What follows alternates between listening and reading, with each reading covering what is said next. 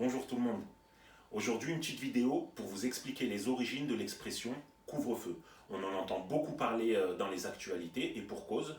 Depuis aujourd'hui, dans Paris, l'Île-de-France et plusieurs grandes villes de France, on a mis en place cette mesure qui oblige les gens à rester chez eux de 21h à 6h du matin. Alors, le terme couvre-feu, d'où vient-il?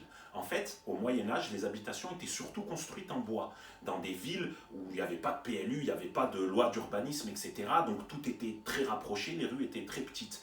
À partir du moment où il y avait un incendie qui éclatait, c'était tout de suite des centaines et des milliers de morts. On avait la moitié de la ville qui partait en fumée. On a mis en place ces mesures de couvre-feu pour obliger les gens, malgré le froid, à éteindre leur feu, à le couvrir la nuit pour éviter justement ces incendies.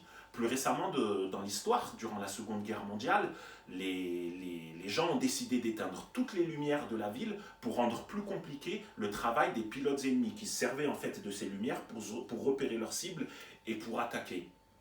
Encore plus récemment, le 17 octobre 61, des Algériens ont manifesté dans Paris contre une mesure de couvre-feu qui les visait, eux, de manière discriminatoire. Il y en a plusieurs centaines qui ont été balancés et noyés dans la Seine sous les ordres du préfet Maurice Papon. On a aussi eu des mesures de couvre-feu pendant les émeutes en banlieue sous la présidence de Jacques Chirac.